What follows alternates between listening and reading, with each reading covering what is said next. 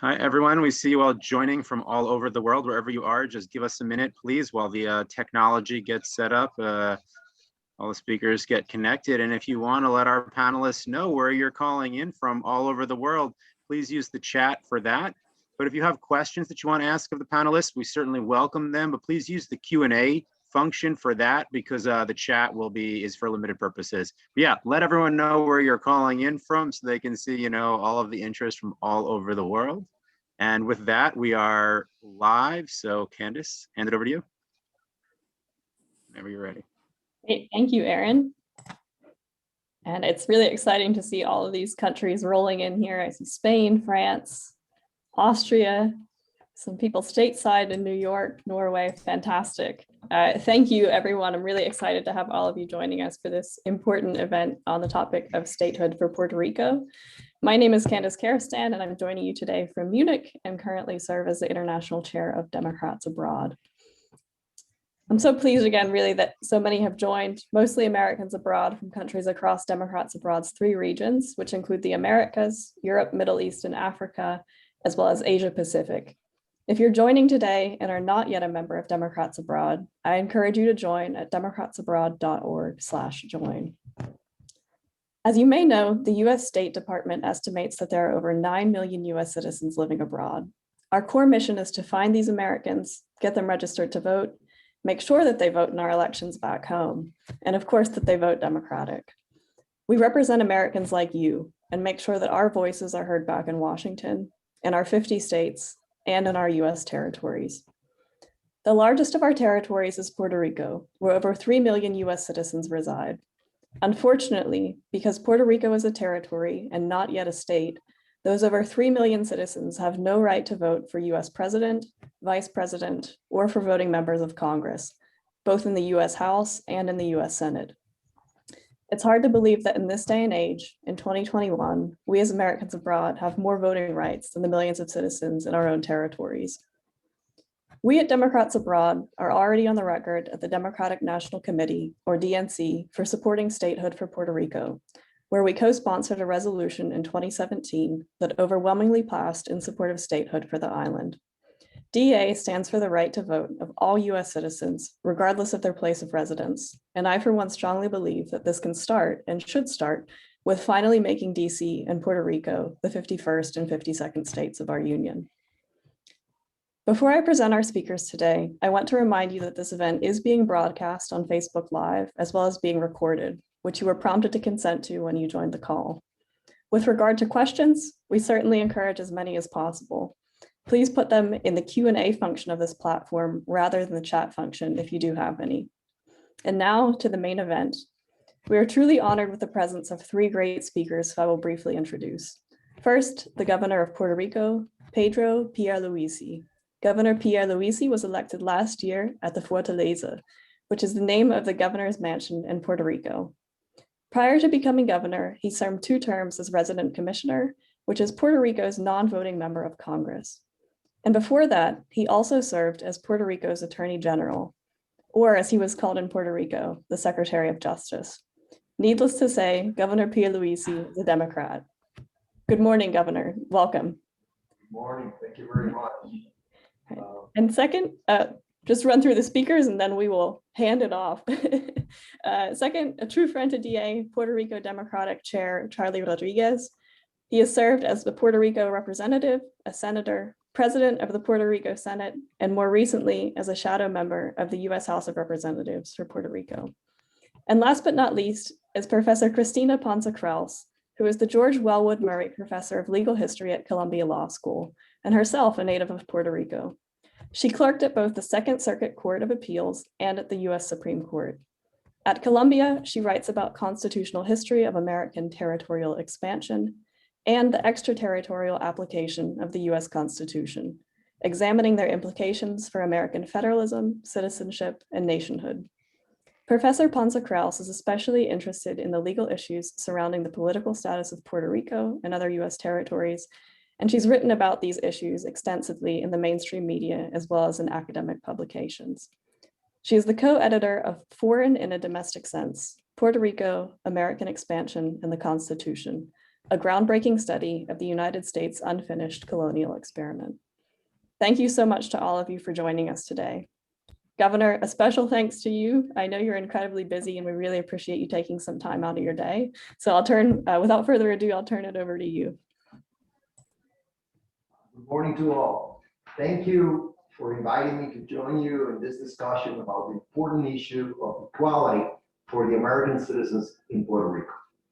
Thanks to your international president, Candace Kirsten, for all the work this organization does to advance the ideals of the Democratic Party, and to your international legal counsel, Orlando Vida, who also hails from Puerto Rico and shares our interest in seeing our fellow Puerto Ricans be fully participant of the American democratic process. As many of you might know, our island was devastated by Hurricanes Irma and Maria in September of 2017, while going through a deep recession and a government-wide debt restructuring process. Our people suffered immensely. Thousands died, our infrastructure was crippled, and an unprecedented number emigrated to the states in search of services and better opportunities. Federal aid under the past Republican administration stalled, and recovery efforts were greatly delayed. On top of that, early last year, the south part of our island was hit with a series of earthquakes, which destroyed schools, homes, and businesses, and further exacerbated the crisis. 2 months later, the pandemic forced an island-wide lockdown, and like most of the world, we're still recovering from it. Even under these circumstances, I'm very positive about Puerto Rico's future. Although Puerto Rico has been hit hard, it is rising up to the challenge. Our people have a proven ability of shining through the toughest of tests. Thankfully, I must say that the Biden administration has already changed the federal government's policies towards our island, and we're receiving great support from Washington with regards to our recovery. We're seeing an impressive amount of reconstruction projects and improvements to our infrastructure, which will modernize and strengthen, as well as provide much needed resiliency to Puerto Rico. There is no doubt, however, that the inequities of the territorial status of Puerto Rico are affecting our development. Our current status denies us the most important principle of our democracy, equality. It keeps us as perpetual second-class citizens with American passports, but without having the same rights as our fellow citizens on the mainland, including millions of our family members. As a result, our economy suffers. Our ability to respond to disasters like Hurricane Maria suffers. Our vulnerable citizens suffer, and so many of our brothers and sisters move to one of the 50 states in search of the rights and opportunities they should be afforded at home. We've been proud American citizens for over 100 years. Puerto Ricans have fought in every one of America's wars. 9 Puerto Ricans have won the Medal of Honor, and the members of the 65th Infantry Regiment, composed mainly of Puerto Ricans, were awarded the Congressional Gold Medal. However, over 375,000 Puerto Rican soldiers and veterans, along with 3 million of their fellow residents on the island, cannot cast a vote for our Commander-in-Chief and lack equal representation in the U.S. House of Representatives and the Senate. Think about that for a second. You, an American citizen, a Democrat living abroad, can vote for the President of the United States from anywhere in the world except from Puerto Rico. If instead of Dubai or Spain or France, you had moved to Puerto Rico, you would have lost all of your political rights. How much sense does that make? How can we, as Democrats, stay silent about this? That is why, for decades, our political status has been an open question, and I would say an open wound. For years, Congress has entertained the idea of putting an end to the unresolved issue of Puerto Rico's political status, but has failed. Some reasons or excuses, if you will, have included that Congress should not interfere, that no option had a majority, or that Puerto Ricans needed consensus. And many members of Congress have preferred to take no position on the future of Puerto Rico's status, hiding behind their support for so-called self-determination. Things are different now. On November 3rd of last year, the residents of Puerto Rico voted to resolve their status. The process was straightforward. An up or down, yes or no vote on statehood. It was a referendum much like many other territories had prior to becoming states. And the majority of the voters in Puerto Rico said yes to statehood. More Puerto Ricans voted for statehood than for any candidate running in that same election. An absolute majority of the American citizens residing in Puerto Rico declared in no uncertain terms that they want equality and no longer consent being subject to that same federal government without having a voice and a vote in it. Today, there can be no doubt about where the American citizens of Puerto Rico stand. Instead, we're still discussing Puerto Rico's political future instead of acting. I contend that we should only be discussing how to enable the freely and democratically expressed will of the American citizens of Puerto Rico. They deserve an answer to their request for statehood. That is precisely what H.R. 1522, the Puerto Rico Statehood Admission Act, does. As a self-executing legislation, the bill before Congress sets out the terms and conditions by which Puerto Rico could be admitted as a state and presents a formal offer of statehood to the U.S. citizens of Puerto Rico, who, in turn, are given the opportunity to accept or reject the admission in a final referendum. If the majority votes, again, in favor of equality, Puerto Rico will begin a transition to statehood. Let me be clear. This bill does not force or impose statehood on Puerto Rico. It only offers statehood and provides a proven mechanism and the legal means for it to happen. When statehood is granted, the U.S. citizens of Puerto Rico will have equal rights, equal responsibilities, and full representation in the U.S. Congress, and will be treated equally under all federal laws, policies, and programs. Puerto Rico will also be able to participate in U.S. presidential elections to select the leaders that implement the laws they live under. Perhaps most importantly, for the very first time, the world's greatest democracy will offer equality to the U.S. citizens of Puerto Rico, who have been unequal to their fellow Americans for well over a century. Unfortunately, those who did not like the people's choice in the November plebiscite, many who for years had dared proponents of statehood to carry out an up or down vote on statehood, now choose to ignore the results, change the process, and change the questions. Anything to avoid accepting the will of the people. If you claim to favor self-determination for Puerto Rico, then you must support what our voters freely determined. And that means admitting Puerto Rico as a state. You must take a stand on their choice. The United States have had to evolve over the years to live up to its democratic ideals, many times led by Democrats just like us. We believe in the founding principle of equality above all. My people and I will never consent to inequality because inequality is un-American. And we must all stand together against it. As a lifelong Democrat, a former non-voting member of Congress for Puerto Rico, co-chair of the DCCC, and delegate to our party, and as the democratically chosen governor of Puerto Rico, I will work every day to ensure that my constituents, the proud American citizens whom I serve, are finally granted the rights due to them.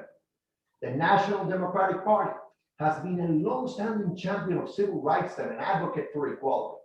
How is it possible that in this day and age, Democrats are not raising their collective voice to end colonialism in Puerto Rico? It is not enough to favor self-determination. Who doesn't favor that? Democrats must stand for more. Democrats must lead. We all must stand for equality.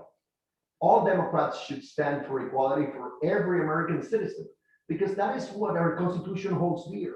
That is the basis of our democracy. In line with our party's legacy in defense of civil rights, we must all stand by the people of Puerto Rico in leading our fight for full democracy. I urge all of you to support the American citizens of Puerto Rico. We deserve a seat at the table. We have earned it, and we will not stop until we get it. Thank you very much. Governor, thank you so very much for those great remarks, for your time participating with us today. You have people from all over the world listening to you, and this is an important issue also for Democrats abroad. We know how busy you are, so we'll let you go. And thank you again, but you'll hear from us. Thank you. Thank you. And then now I think we should turn it over to our friend, Chair Charlie Rodríguez, Chair of the Democratic Party of Puerto Rico. He's a friend to me and a friend to Democrats abroad. Very accomplished lawyer. He was a representative, as you heard from Candace. He was a senator. He was the president of the Senate. And when I was at the DNC, I had the pleasure of working along with Charlie and the Puerto Rico delegation with Democrats abroad. So Charlie, now the floor is yours. Thank you. Thank you, Orlando, and thank you, Candace, and thank you to all Democrats abroad. First of all, for the work you're doing to guarantee that Democrats get elected in the states, because you are doing a wonderful job in registering Americans abroad and having them vote Democrat. So thank you so much. And it's an honor to be here. And thank you for sponsoring this forum. Well, Puerto Rico was a colony of Spain for 405 years and has been a U.S. territory for more than 122 years, making Puerto Rico the oldest colony on the planet and the longest held territory in U.S. history. Since over a century, Puerto Ricans are U.S. citizens by birth. The 3.2 million U.S. citizens who live on the island, more than in 20 current states and in D.C., do not enjoy the full constitutional rights of their citizenship.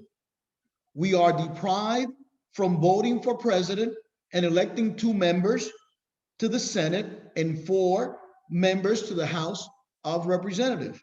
The fact is that the president and Congress approve laws and establish policies that affect the daily lives of the island residents without their consent.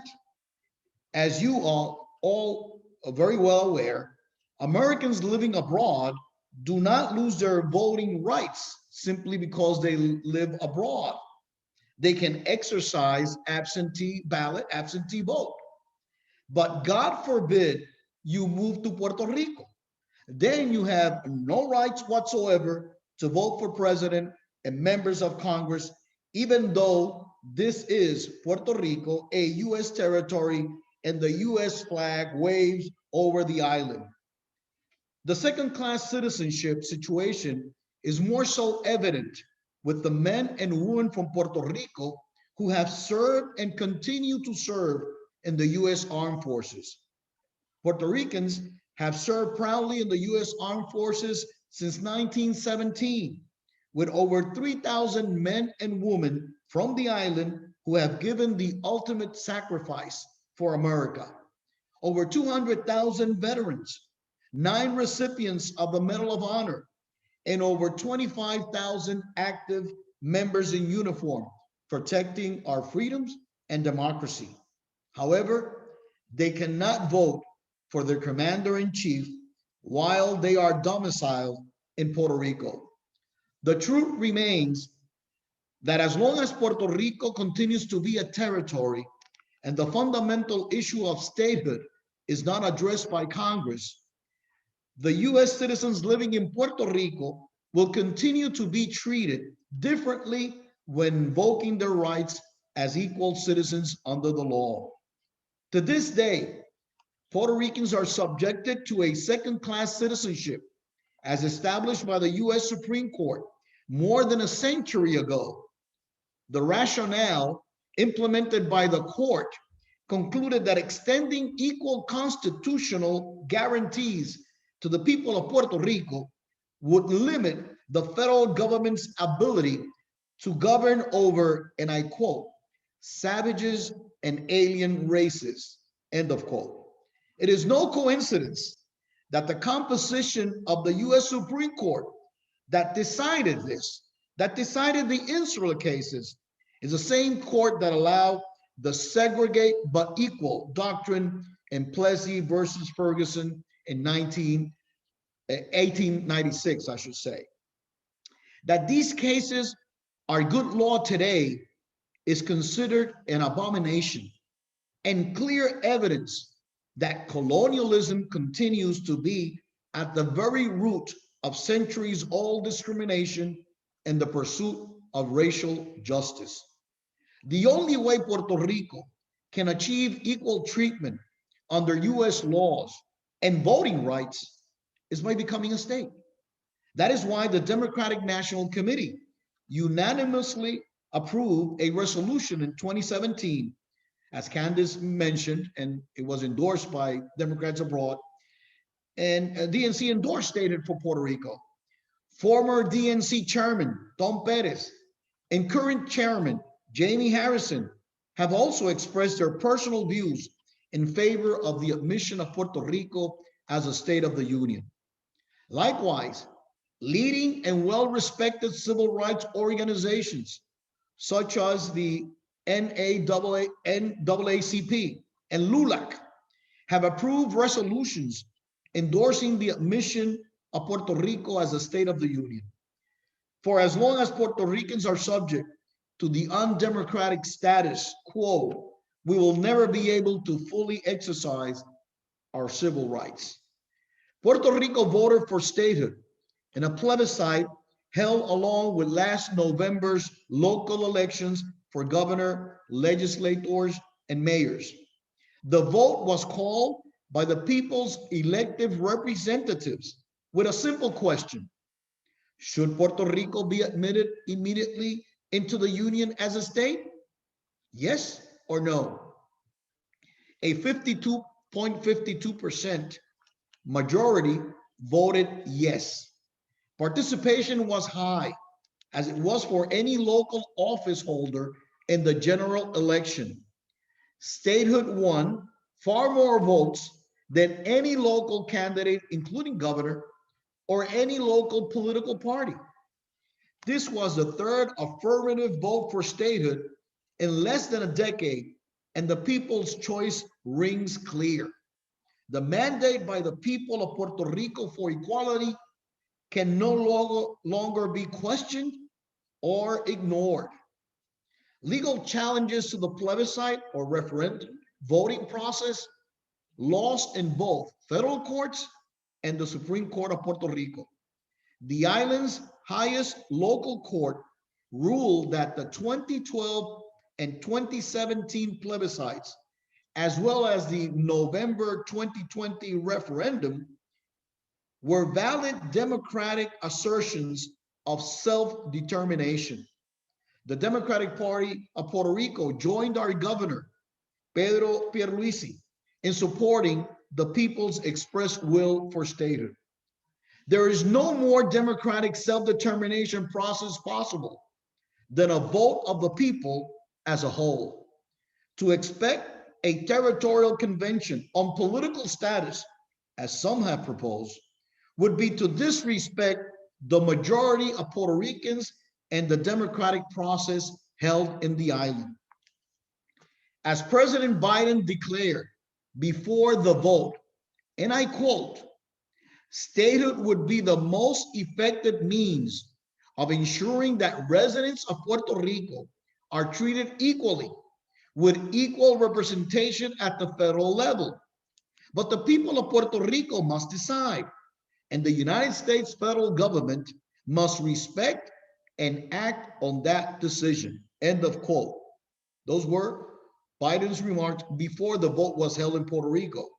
Well, Puerto Rico has decided, and it is time to heed President Biden's directive for federal government action.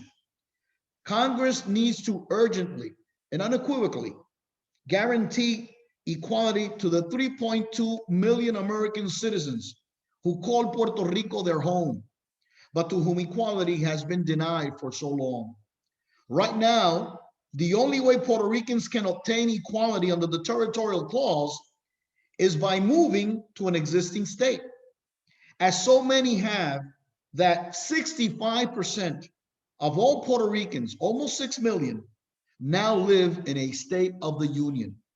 It is not surprising that the majority of the Puerto Ricans who live in the mainland also support statehood for the island. Two separate polls made by ALG Research among Puerto Ricans in Florida and New York show that 81% and 66% respectively want statehood. At the national level, according to the latest Gallup poll, 66% of Americans favor admitting Puerto Rico as a state, with higher support among Democrats. 83% of Democrats support the admission of Puerto Rico as a state. The Democratic Party has always supported the right to vote and the sanctity of the majority expressed in the ballot box. As we so strongly reminded Donald Trump after Joe Biden's election on November 3. In these times, when we rightfully so censure and attack voter suppression laws like the one recently approved in Georgia, and that other Republican-controlled state governments like Texas threaten to do, we Democrats cannot suppress nor ignore the will of the people of Puerto Rico who democratically chose statehood. What is needed here is for Congress to approve legislation to transition Puerto Rico to statehood. Puerto Rico should not be treated differently than any other territory that petitioned statehood. The admission process should begin now. Currently, two bills before Congress address the issue of the political status of Puerto Rico, H.R. 1522 and H.R. 27. But let me just stop here, since Professor Christina Ponsa-Kraus will discuss these bills. For now, just let me say that I support H.R. 1522, a bipartisan bill that responds to the democratic will of the people of Puerto Rico by admitting Puerto Rico as a state, conditioned to a subsequent ratifying referendum vote, such as those that were held by Alaska and Hawaii in their final path towards becoming a state. Thank you so much for having me. And once again, thank you, Democrats abroad, for all you do in terms of helping register Americans and having them vote Democratic. Thank you so much. Thank you. Thank you so much, Mr. Rodríguez, for your interesting and inspiring words and for illustrating us about the Puerto Rico situation. I hope, please, you can stay around for some questions a little later. Okay, so now we'd like to introduce Professor of Legal History from Columbia Law School, Mr. Christina Ponsa-Kraus. Please, Professor, could you please share with us your remarks? The screen is yours. Thank you to Democrats Abroad for inviting me. I am thrilled to be here, and thank you to everyone who's listening for joining us. Mr. Chadley Rodríguez ended by mentioning the two bills, and I am going to pick up there and very briefly summarize what they are, and then I'm going to do a little bit of history to try to explain why it is we've ended up with these two particular bills. Why this way? Why are these two bills at odds with each other? Why isn't there just one process before Congress? And then once I've done a little bit of history that I hope will explain that, I'll comment in a little more detail about the bills. I should say I have been checking the questions and listening to the speakers. I agree with everything that's been said, and yet I'm going to bring a slightly different perspective to it. I've noticed a few people asking, why doesn't the bill that deals with the admission of Puerto Rico, which does not automatically admit it, but with deals with admission, why does it include the other options? Several people have asked that, and many people have asked me that over the last few months. I have an answer to that, so I'm going to offer it. You've heard something about that, but there's a historical answer as well. I've also noticed some other questions, a lot of people wanting to hear, why is there a different perspective? I mean, you hear the governor speak and you hear Charlie Rodríguez speak, and they're very compelling. So where's the opposition coming from? I'm going to try to address that as well. Here we go, all in 40 seconds or less. Okay, a little more than that. So two bills. 1522 is the Admission Act. It's the Puerto Rico Statehood Admission Act of 2021. I'm going to refer to it as the Admission Act because admission refers to admission into statehood. That bill, as Mr. Rodríguez just explained, makes an offer. It does not automatically admit Puerto Rico into statehood. It makes an offer in response to the November referendum, in which statehood won by a majority, and I'll address details about that later. Okay, responds with an offer and makes the admission of Puerto Rico contingent on a second vote. Okay, so nobody's talking about forcing anything on anybody. The Admission Act makes an offer. The Self-Determination Act, as the other bill is titled, 2070, is the Self-Determination Act, provides for a constitutional convention in which delegates would define and debate options, and the act does not specify what the options are. It expects the delegates to identify the options, define them, debate them, and then there's a plebiscite at the end of that, and then Puerto Rico makes a proposal to Congress and hopes Congress does something, okay? I'm already pointing to problems with that process, but let me back up and say why these two processes. So Puerto Rico was, I think many of you know this history, but I'm gonna put us all on the same page. So Puerto Rico was annexed by the United States 123 years ago in 1898. And in a set of Supreme Court cases that have been referred to, known as the Insular Cases, beginning in 1901 and then decided for several decades thereafter, it was a series of cases. The Supreme Court further defined and then elaborated on the constitutional status of Puerto Rico and the other territories that were annexed in 1898, which were the Philippines and Guam. The Supreme Court, long story short, said these places belong to the United States, but are not a part of the United States. They are subject to US sovereignty, but we're going to hold them at arm's length. They are constitutionally within the United States, yet different. Okay, so it's like a stiff arm since 1901 and ever since. Okay, we're going to hang on to these places, but we're not really going to let them in. The main effect, in my view, of the Insular Cases is that they gave constitutional authorization to territorial status potentially forever. So they did not rule out statehood. They actually made clear that independence was also a possibility, but the egregious harm that those cases did was to make it okay for the United States to take territories and hold them forever with no implicit promise of statehood or anything else. And that is where these territories, for the Philippines got its independence, as you all know, but the territories that are still under US sovereignty are still territories.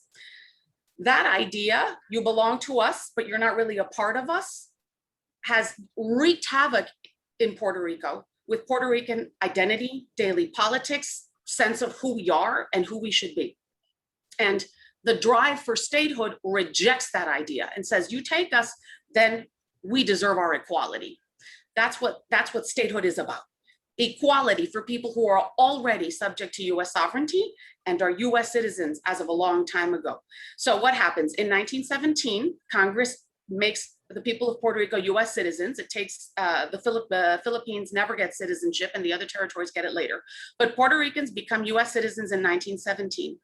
And in 1922, the Supreme Court decides another one of these Insular Cases, another case in the series, and says, even with citizenship, you're still not necessarily on the way to statehood. You're still not incorporated in the terms of those decisions. So once again, we bring you closer, but we hold you away. In 1952, Puerto Rico adopts its own constitution with Congress's authorization. And throughout the 19th century, every single territory that adopted a constitution did so on the way to statehood. That's what the adoption of a state constitution was about. But when it came to Puerto Rico, Congress held us off again. It authorized the adoption of a constitution, but it didn't offer statehood. So Puerto Rico became what is known as a Commonwealth, which is not really a defined term. It basically means, you know, a self-governing polity of some kind, okay? But it's not, you know, the state of Virginia, some of you may know, is a Commonwealth. So is the state of Massachusetts. So are all of them, in an informal sense, a polity. So the Commonwealth of Puerto Rico, what does that mean? And this is the key historically. We have been arguing, battling with each other ever since 1952 until very recently. I do think that fight finally may be over. But for 70 years, Puerto Ricans debated what exactly happened in 1952 when Puerto Rico adopted its own constitution and became a Commonwealth. In other words, what did that mean constitutionally speaking? And therefore, what did it mean for purposes of self-determination, autonomy, equality, self-governance? One thing we all know is Puerto Ricans still did not get equal representation in the federal government. Okay, we still didn't have federal voting rights or federal representation. We had our non-voting resident commissioner, and that's it. So we were still unequal in terms of voting rights, okay, which in my view is a fatal flaw, and I would think in the view of everybody listening, okay? But there were two sides on what had happened, and one side thought, we have achieved self-government sufficient to vindicate self-determination. So the supporters of Commonwealth status argued that Puerto Rico had entered into what they called a compact based on language in a federal statute that described the new relationship as in the nature of a compact. So the United States has never said it had a compact with Puerto Rico. In fact, it did not, as I will explain momentarily. But the statute that authorized the Constitution misled people basically by describing it as kind of like a compact. So Commonwealth supporters argued that Puerto Rico had a compact with the United States, that compact was binding, and that's the key. Why is that the key? Because the compact was supposed to guarantee two things: a permanent union with the United States, okay, an ongoing association with the United States, and a guarantee of citizenship, US citizenship.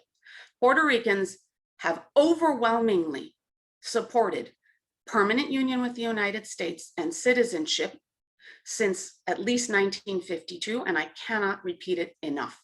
We do have some consensus, okay? Since 1952, I describe it as, 90%, over 90% by every formal measure, okay? Puerto Ricans have had consensus. We want permanent union with the United States and US citizenship. But we're divided as to how to achieve that. Supporters of Commonwealth said, we've got it. Opponents of Commonwealth, who by and large support statehood, although a small percentage does support independence, argued, no, we don't. They argued, we do have a constitution now, that's a good thing, but we are still a territory, which means that Congress has power under what is known as the territory clause of the Constitution to govern Puerto Rico. And what does that mean? Puerto Rico has self-government, but it is at the mercy of Congress. What Congress gives, Congress can take away. This was the debate for 70 years, with one side saying, that's it, we've got guaranteed self-government and citizenship, and the other side saying, no, we don't, because at any moment, Congress could take any of this away.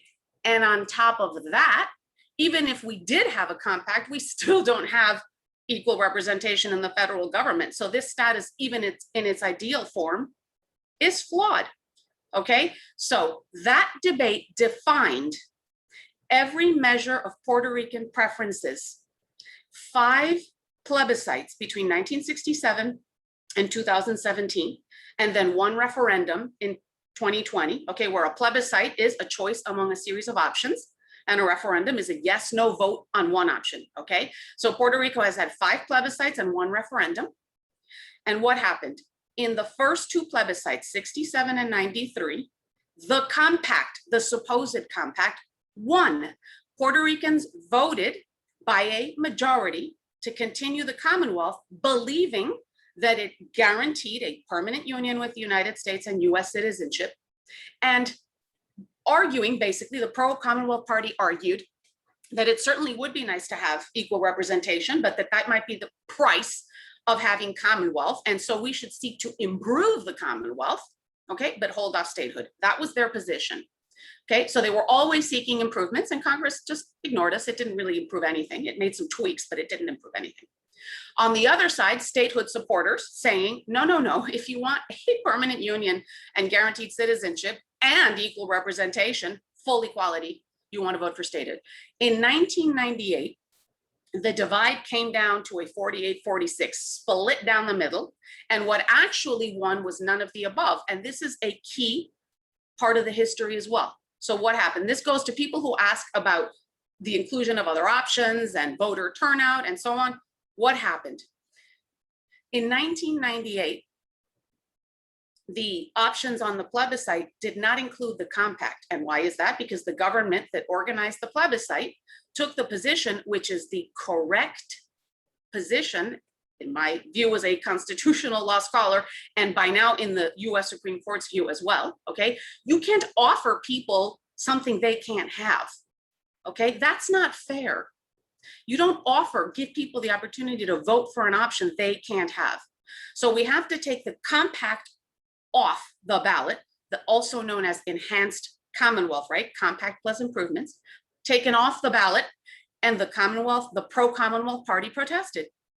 Okay, they said if our option's not on the ballot, we're not participating, or we're not voting for an option. And so they advocated that people vote for none of the above, and a slim majority voted for that. Then came the 2012 and 2017 plebiscites. Those did not include enhanced Commonwealth again. And in each of those, statehood won. And there were other arguments about the structure of those plebiscites that we can talk about, okay? But I can say in one, turnout was low, and in one, there were arguments about the structure of it, okay? But the objection that I don't think has any validity is that the ballot left out the compact. And why is that? Because the compact is a myth. You shouldn't offer people something they can't have. What's happened in the last 5 or so years since that 2017 plebiscite and before the 2020 is that the Supreme Court has issued several decisions in which it has confirmed that Puerto Rico is a territory, that Congress retains the power to take away what it has given. And Congress has proved that statement correct by creating the Financial Oversight and Management Board for Puerto Rico, which, as many of you know, I'm sure, is a board created to manage Puerto Rico's economic crisis.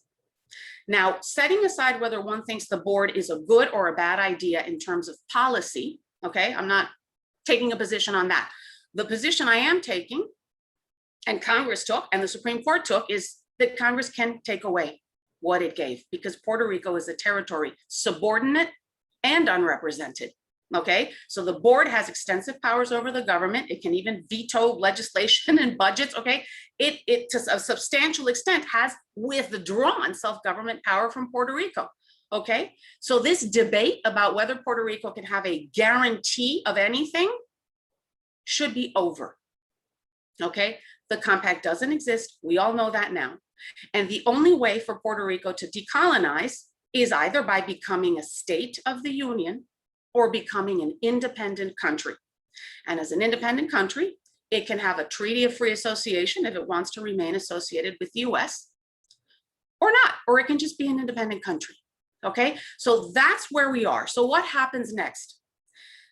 The 2020 plebiscite addresses this problem that has plagued plebiscites in Puerto Rico since the 1960s, which is this battle over the compact and the definitions and what's an option and what's not, and the Commonwealth Party protesting every time its option is left off. without acknowledging the problem that his option is not possible to give. The president of the pro-Commonwealth Party himself in 2018 or 19, recently, called for a yes/no vote on statehood, describing it as a clear way to get a real answer on whether a majority of Puerto Ricans want statehood. So the statehood dominated government, okay, there was a statehood government in power. I've heard people say, well, the statehood party controlled the 2020 referendum. No. The government designed the referendum, and the government was dominated by statehooders because supporters of statehood voted them into office, okay? It is not a sin for a government that was voted into office with a mandate to try to fulfill that mandate. So a statehood dominated government designed what everybody had said would be clear, okay? Let's do a yes/no on statehood. And that vote was held in November, and a majority voted for statehood. Now, people have complained about the level of turnout, and people have complained about the exclusion of other options, and those complaints have carried over into the debate about these bills. And now I'm going to address the bills. So I will quickly address the turnout problem. I don't know about you, but my understanding of a democracy is that the people who make the decisions are the people who turn out to vote. And I am not naive, and I understand that as a matter of policy and what's desirable, the higher the voter turnout, the stronger public support and the mandate. I too think voter turnout is a good thing, but voter turnout over 50% is both high relative to what voter turnout ordinarily is, okay? And it is an expression of the view of the people who went to the ballot to vote. And as long as nobody is prevented from going to the ballot to vote, then you can't undermine a democratic decision by complaining that some people opted not to vote. So that's my view on voter turnout, but I actually go further than that.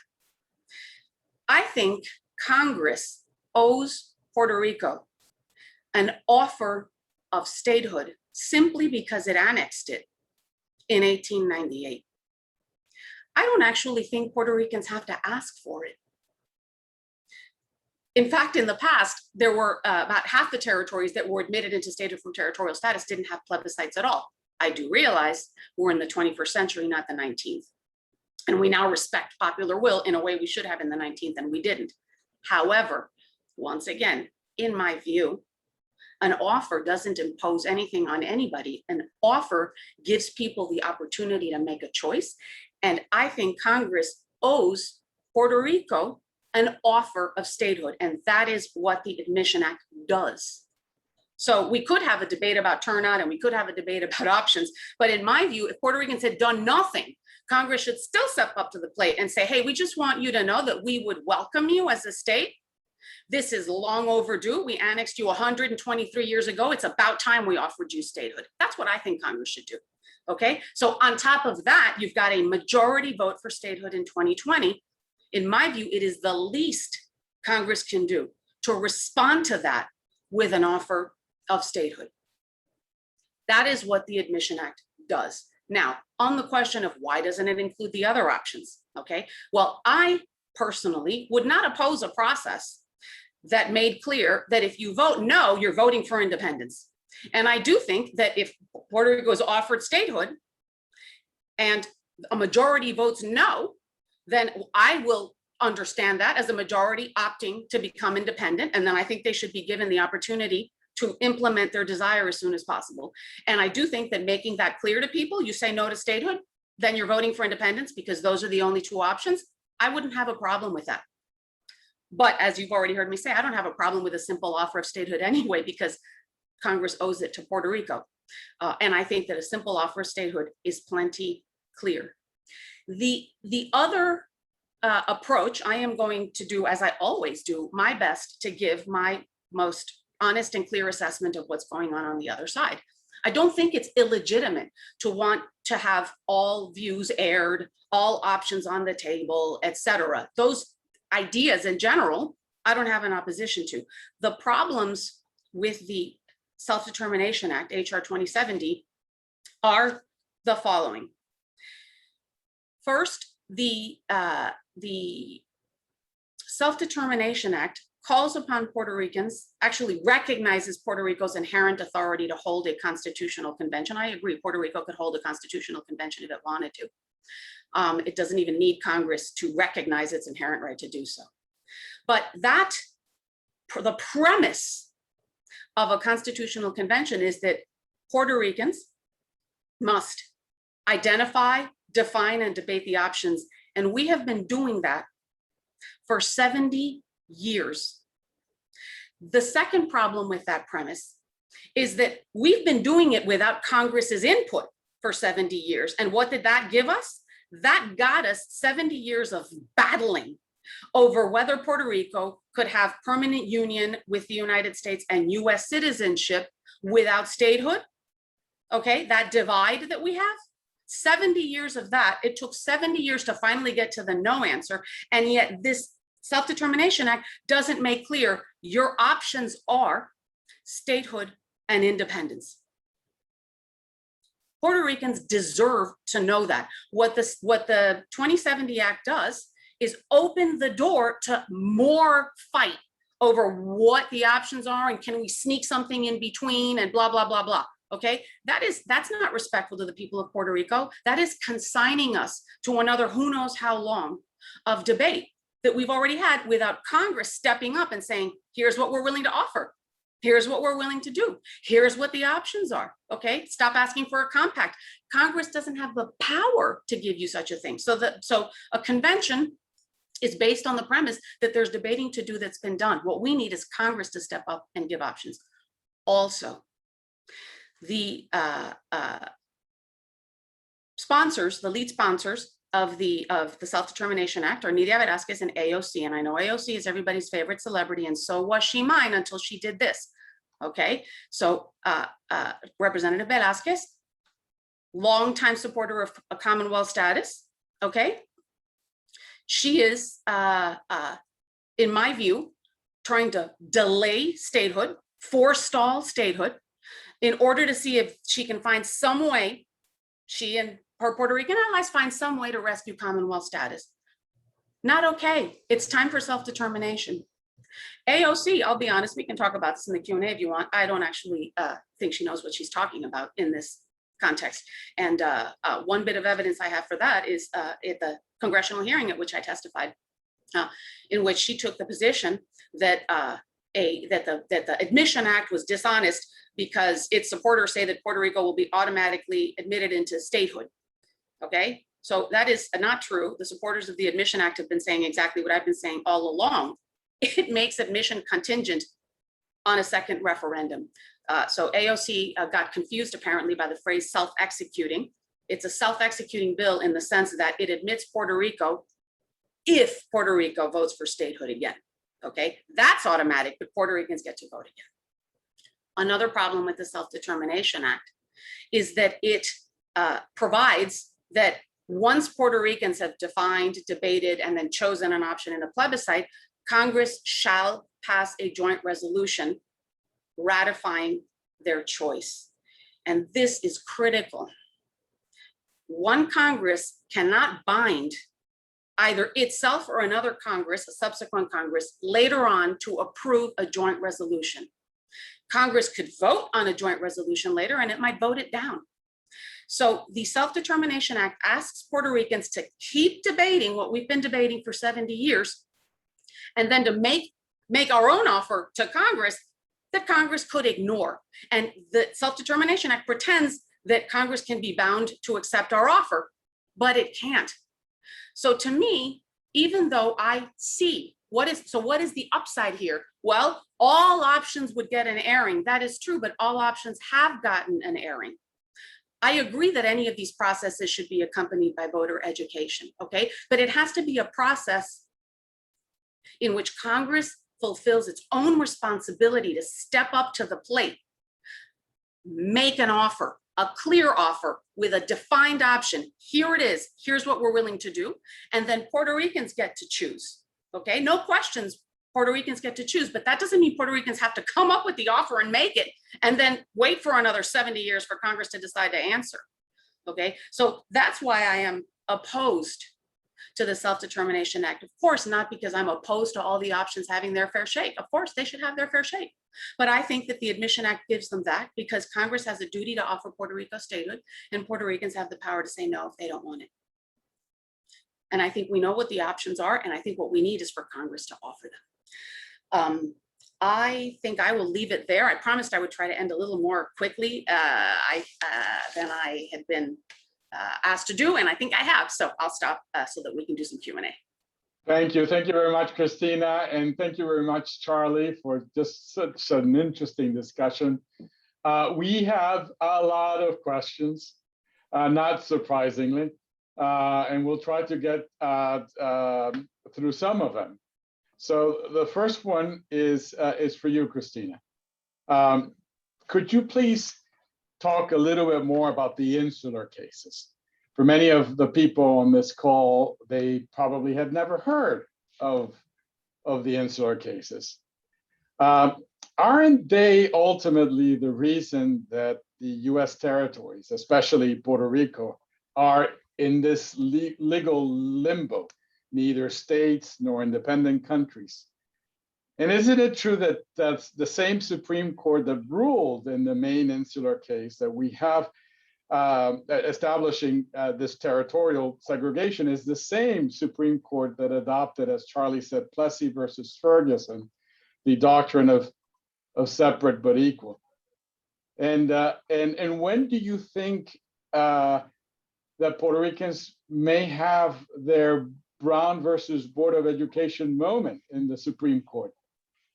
And finally, maybe you can mention that case that is right now pending in the Supreme Court that perhaps may deal with some of these issues. Definitely. So the insular cases, which I mentioned briefly, I will say just a little more about them. They were decided by the court that decided Plessy versus Ferguson. It was no question a racist court in a racist time. The early 20th century in the United States was a time of open white supremacy. And when the United States annexed Puerto Rico, the Philippines, and Guam, the resistance to annexation itself and to eventual statehood came from the same place that segregation came from. You know, we don't want these foreign, darker people, was what the public thought, and the authorities, by and large, responded in kind. So the insular cases, basically, they answered a series of technical legal questions. The most important of the cases concerned duties imposed on a shipment of goods from Puerto Rico to the United States. And the question in that case, which is known as Downs versus Bidwell, was whether those duties violated the uniformity clause of the Constitution, which says that all duties have to be uniform throughout the United States. And so the question for the court was, well, is Puerto Rico part of the United States? And you can see how a question like that immediately becomes about much more than duties. Okay, it was really an us-them question. Not only is it part of the United States for purposes of uniformity, that was the legal question. That's all the holding in the case addresses. But the coverage and the understanding and the effect it had on the debate was Puerto Rico belongs to us, but is not a part of us. So that reasoning that we can take places and just keep them as colonies came from that same place that Plessy came from. Okay, we're part of the same nation, the same polity, and yet, you know, you're not fully a part of us. And so those cases really ought to be overruled by now. Okay, they come from the wrong place. It's like Korematsu. Korematsu was effectively overruled by the Supreme Court in the Trump v. Hawaii case. The insular cases should be overruled too, because they stand for imperialism working hand in hand with racism. What's happened is that the insular cases have remained on the books. The courts now and scholars and anybody who defends them, most people criticize them, but anybody who defends them in a court that cites them now says, well, we're going to bracket the racism part, and we're going to rely on these cases for the fact that Congress has a lot of authority to do things in the territories and a lot of flexibility to do things in the territories. Okay, and what does that mean? That means permanent territorial status. Nothing you can say in support of those cases takes this away, which is why people in the territories want to see them overruled. But here's the catch. Here too, my view is a little different from the orthodox view. Well, I think there's growing support for this view. The problem I would like to see the Insular Cases overruled, but even if the Insular Cases were overruled, okay, what happens the next day? Puerto Rico, Insular Cases overruled, then what? Puerto Rico is still a territory. So what does get overruled is this idea that somehow Puerto Rico could be a territory forever, okay? But overruling the Insular Cases takes away that horrible idea, and then Congress would still have to step up. Puerto Rico would still not have equal representation, which is in my view, really, overruling the Insular Cases or not, the answer here is legitimate self-determination with a viable, with a concrete offer of viable options. The case, just to get to that last piece of your question, the case that's before the Supreme Court now is a case concerning discrimination against Puerto Rico and other territories in terms of benefits. So Puerto Ricans, there was a question I noticed early on, do Puerto Ricans pay federal taxes? Puerto Ricans do pay payroll taxes and other federal taxes, but not federal income taxes. That's the exemption people know about, okay? And they pay dearly for that exemption through, number one, the lack of representation, and number two, discrimination against them in terms of federal benefits. So Puerto Rico, benefits in Puerto Rico are capped, and Puerto Rico sometimes is excluded altogether. So the case before the Supreme Court challenges Puerto Rico's exclusion from the SSI, Supplemental Security Income Program. Persons who move to Puerto Rico lose their SSI benefits, and these benefits help the disabled. It's pretty outrageous that Puerto Rico, a place with a high level of poverty, would on top of it be excluded from such a program. But the challenge was brought by somebody, actually, it's a very interesting backstory, not the time to tell it. Long story short, there's a challenge, an equal protection challenge before the Supreme Court. The Supreme Court has taken it, it's going to decide this case, saying that excluding residents of Puerto Rico from the SSI program violates the Equal Protection Clause. I believe that I am more persuaded by the arguments that this violates the Equal Protection Clause. Okay, I'm convinced. I think it does violate the Equal Protection Clause. I think this is an individual benefits program. Individual citizens are affected by it, and they should not lose their benefits if they move to a territory. I am pessimistic that the court is going to rule that way. I think the court is going to say Congress can treat territories differently under the Territory Clause. Insular cases or no. You don't need the Insular Cases for this, okay? You can try to bring them in, but you don't need them for this kind of discrimination.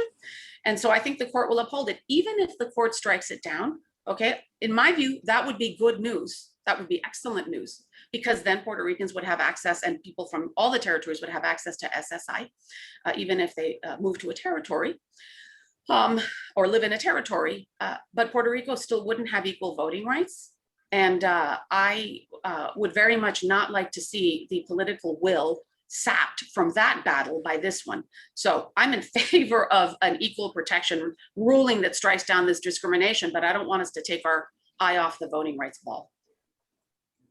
Thank you. Thank you for your clear answer, Professor. So now next question. This is a question for either Chair Rodríguez or for you, Professor. Puerto Rico has been a U.S. territory for 123 years. That's a little bit over half of the country's history, if we start counting that history from 1776. Do you think our founders ever thought that though they were rebelling from imperial and colonial power, the new founded country, the United States, would be permitted to hold territories where the citizens are denied voting rights in perpetuity? So who wants to take the floor first? I think you should go to the constitutional history professor. I think she'll have a better perspective on that. So, okay, so I'll just give a brief answer to that. Absolutely not, okay? So on the one hand, questions about what the framers intended, I as a legal historian, and really anyone as just a member of our polity, has to handle those delicately, right? Because the framers thought things were okay that I do not think are okay. However, it matters, of course, what kind of a country they aspired to create and what kind of a country we should aspire to create out of their vision. And no question, the framers did not intend to create a country consisting of states and then a bunch of subordinate colonies that would be governed without any representation in perpetuity. On the contrary, they all expected and assumed that any territories would become states.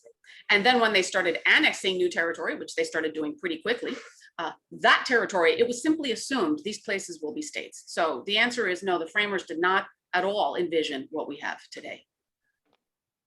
Great. Thanks, Christina. Well, this one is also for either you or Charlie, but Charlie, I'm not going to let you maybe slip out of this one like you did the other one. That's okay. You have made clear which bill you support in Congress, which is the version I also support. But what is the best argument for the other bill? I personally find it offensive that that bill would continue to offer the territorial option to our citizens in Puerto Rico. For me, it's like offering slaves the option of either choosing freedom or choosing to keep being slaves. So I do find it really offensive. But is there any morally legitimate argument that could support that view?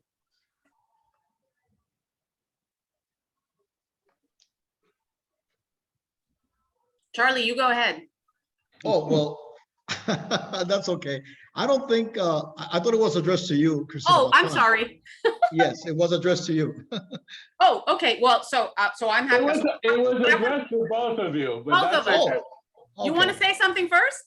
Well, what I would say is that basically I cannot find any more support for a bill that would help perpetuate colonialism or the territorial status of Puerto Rico.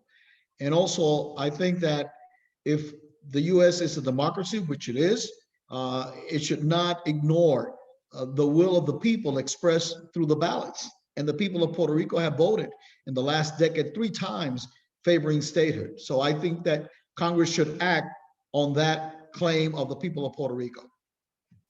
So I'll jump in really quickly and say, I said, I am happy to give the most fair and flattering. That's the only way really to have the debate, is to give the most fair and flattering account of the other side.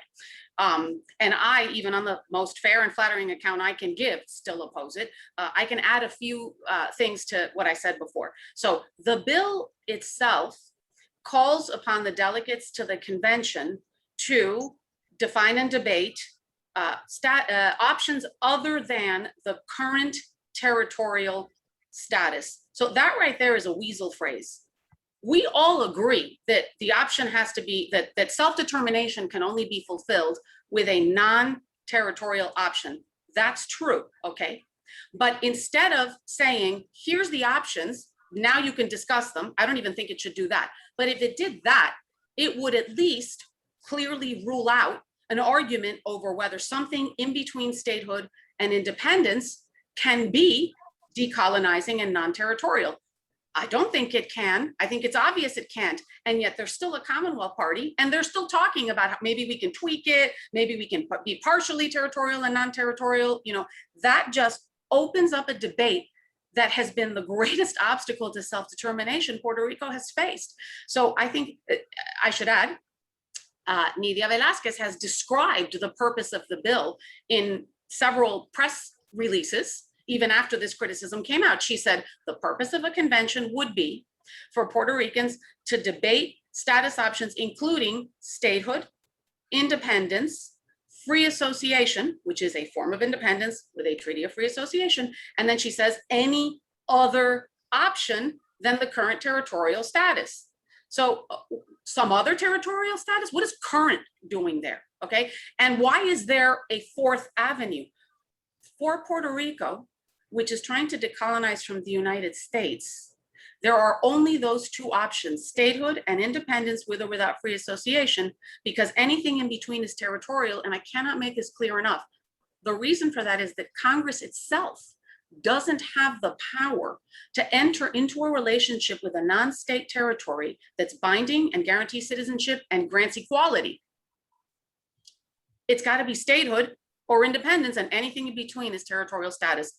So the flattering argument is they're trying to get all the options on the table, but the problem that immediately arises is that no, you have to have Congress define the actual options and not send Puerto Ricans back to the drawing board to have that same fight they've always had. Okay, thank you. Thank you for your question, for your answer. Now, this one is also for you, Professor. Okay, legally speaking, why is the choice really not on the people of Puerto Rico can make, but it's instead one that lies with Congress and the administration? I mean, obviously, what our citizens in Puerto Rico want is very important, but isn't it true, again, legally speaking, that the decision is Congress to make, not theirs? And in connection with this, has there ever been a federally sponsored referendum? So so to start with the end there never has been a federally sponsored referendum or plebiscite, and there really should be one. So I've addressed some of this already, but I am glad to put an even finer point on it, because if I leave people with any message in this out of this presentation, it is that Congress has the power and the duty to make an offer. So the way, if I understood correctly in the question, you said, isn't really the decision Congress is to make. Well, I believe, and I think there's universal consensus on this, that Puerto Ricans have the right to choose what they want to be. Of course they do. But they can't do that unless they are given a meaningful choice by Congress. And why is that? Because Puerto Rico is a US territory. And so Congress has to make clear, as I've said to Puerto Ricans, what the options are. Puerto Rico can't make itself a state of the union. Congress has to admit it. Puerto Rico can't make itself independent. It could try, but under international law, like it or not, the United States has sovereignty over Puerto Rico and would have to let Puerto Rico go. If Puerto Ricans vote to be independent, then absolutely they have the right to do so, and the United States should respect it, but you still need the United States to take action. And if Puerto Rico wants to be independent with a treaty of free association, it's going to have to negotiate with the United States on what that treaty is going to look like. So it's not, it's very difficult to put in one simple statement. But my best effort to do that is that it is up to Congress to make the offer, and then up to Puerto Ricans to make a choice. Thank you, Christina. We've got so many more questions, but unfortunately, we won't be able to get through all of them. We would have to keep you here for 3 days. I do have one last question, particularly for you, Charlie, but also Christina, if you want to have the last word as well. Like Martin Luther King Jr., I believe that while the arc of the moral universe is long, it bends towards justice. But how much longer do either of you think our citizens in the territories, especially Puerto Rico, who's been waiting for this for 122 years, will have to wait for justice to finally arrive? Charlie, and then Christina. Well, I think that it's terrible that Puerto Rico, as I said, is the oldest colony on the planet. I mean, first with Spain and now with the US. And I would hope that the people of Puerto Rico will continue to express their will to become a state of the union. And I believe that if we had a referendum sponsored by the US Congress, like HR 1522 seeks to, I think more Puerto Ricans would vote for statehood, because some people are kind of skeptical. If we vote on a local referendum, will that have any binding over Congress? And obviously it does not. So if this bill is approved, HR 1522, it would be a referendum that would be binding on Congress and would be simple: Puerto Rico, statehood, yes or no. And I believe that on that occasion, more and more Puerto Ricans would vote yes, because they would see that this is something that can really happen. And obviously, after the experience that we've had with the hurricanes, with the earthquakes, with the economic situation, we've realized that as long as we remain being a territory, we will always be at the end of the line when it comes to equal programs for Puerto Rico compared to what Americans receive in other states. So I really hope that this would come soon, that Puerto Rico would be able to achieve equality as a state, and therefore equality in their rights. So I hope it happens soon, but HR 1522 would be the best way to address this concern. So I will add to that, that maybe I'm going to ask Charlie to actually have the last word again, because I will say that I want to address, a couple of people have put the critical question in the chat is, what can Democrats abroad do? You know, or what can people outside of Puerto Rico do to help make this happen? And what of course, you know, have had the same question, and I've answered it for myself as an academic. I'm going to write and speak as much as I possibly can, try to have a voice in this, and it did get me invited to do a few hearings. And so I'm trying to make my impact that way. But I am, after all, just an academic. I sit at home, think, read, and write, and then hope everybody reads it.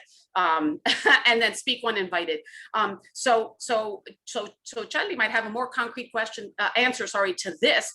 I think, yes, lobby in whatever way you can, your representatives, write to AOC and try to tell her, look, Puerto Ricans have debated this for a long time and Congress really owes them an offer of statehood. Write to AOC and say, just because there's a group of progressives who are doing what Nidia Velázquez tells them to doesn't mean it's the right thing. You have to really study the issue and understand what you're doing. Why is it okay for Puerto Rico not to have representation? AOC herself has on a number of occasions made passing comments like, you know, if Puerto Rico had 2 senators and 5 representatives, we wouldn't have this problem. Okay, could you follow that up with some action to make that happen? So Charlie or other, other more politically tuned in people tell me, like, do letters make a difference? Call your representatives. Really, does that work? I will just say, the last thing I'll say is this quick little anecdote, and then hopefully Charlie will, give everybody, an email and a postcard with a stamp on it, or I don't know what. But I, a bunch of years ago, did a series of sort of meetings with lobbyists. Basically, I was taken around to various congressional offices trying to get support for a previous round of this. And I will never forget, I can't remember who we were meeting with, but this congressional representative said, you know what? In my office, we have received a mountain of these little postcards from the John Birch Society opposing statehood. And we have not heard a peep on the other side. I mean, it just blew my mind. This person knew this. Okay, so those little postcards, could we please do that, or whatever that is now? That to be the naive academic. Okay, I've got the same question and I'm doing what I can. Okay, I'll shut up. Not naive at all, Christina. We're big on postcards. Charlie, you have the right, the last word. Well, I really do think that surely writing to your congressperson or your senator or addressing the issue through the media, sure, it does help. In terms of what would be, for me, the best resource, I mean, when I talk to congressmen, congresspersons and senators, I tell them, listen, the most important thing is the way the people of Puerto Rico have expressed their will through the ballots. I mean, you can get a lot of letters against statehood, surely, or you can get a lot of them in favor of statehood, and that's fine. But the end is, what have the people decided through the ballots? And the people in Puerto Rico, through the ballots, have voted for statehood. So I would always think that democracy is the best tool. The ballot is the best tool to lobby a cause. But surely, any letters, any comments that can be done to members of Congress always helps. And we will continue doing that. But the truth is, we voted 3 times already for statehood. If they want us to vote for statehood again, we'll do it. And it's the people of Puerto Rico who are voting for statehood, not those Puerto Ricans who chose to go and move to the mainland and have all the benefits of their US citizenship living in New York or in Florida or in Colorado. Because sometimes I see people who come up with these letters opposing statehood, and when you look, where do they live? They live in Colorado, or they live in Chicago, Illinois, or they live in, Washington, D.C. And I say, hey, it's easy for you to say, make Puerto Rico an independent country when you live in the U.S. mainland and enjoy the full benefits of your U.S. citizenship. Whereas we, the Jibaritos from Puerto Rico, have to suffer the inequities of not being full-fledged U.S. citizens. So the people of Puerto Rico are the ones who are voting, and they are the ones who are voting because they know what are their concerns. and they know the need to remedy those problems they have. And they have realized that the only way to achieve equality is by making Puerto Rico a state, because as long as we remain being a territory, we will never achieve full rights as US citizens. So there, for me, that should be the moral argument. Democrats should be always in favor of civil rights, should always be in favor of democracy, should always be against suppressing the vote, and ignoring the vote in Puerto Rico would be suppressing the vote of Puerto Ricans, and that should not happen. So I hope that the moral argument behind this should always be, let the people decide, and the people of Puerto Rico have decided. And if we have to vote again, I can assure you it will vote for statehood, probably by larger numbers than it did before. Thank you, Chairman Rodríguez, for those comments as well. I have to say, I have learned so much just by hearing both of you speak, and really appreciate you opening up and really educating all of us about this issue today. On behalf of Democrats Abroad, again, I just want to extend my gratitude to Governor Pierluisi, Chair Rodríguez, and Professor Ponsa-Kraus for such a nuanced and productive discussion on an issue that, as I think we all have seen, has many aspects that need to be considered. I would also like to thank Orlando, Democrats Abroad's International Counsel, Carlos for moderating the questions, Karen and Aaron, who you might not have seen, but I can assure you have been making sure that everything is running smoothly on the back end. And a special shout out to America Garcia Groval, our Global Hispanic Caucus Chair, as well as the rest of the Hispanic Caucus Steering Committee for all of the great work that they do and the organizing that happened to make today's event possible. Finally, I want to thank all of you, our participants, for your interest and attendance today. We hope that you've been able to get a more complete picture about this issue by attending. And as I mentioned, I know that I certainly did. So again, thank you very much to all of our speakers. If you enjoyed the event and do want to help us continue with our voter education and voter outreach efforts, I encourage you to make a contribution to Democrats Abroad at democratsabroad.org/donate. Your contributions will help us greatly as we get out the vote and gear up for 2022. And we really do thank you for your active support of all that we're doing and will do together. Again, thank you to everyone for participating, both our speakers, attendees, and everyone who helped with the organization. And I look forward to seeing you at another Democrats Abroad event soon. Thanks, everyone, and have a good rest of your day. Thank you.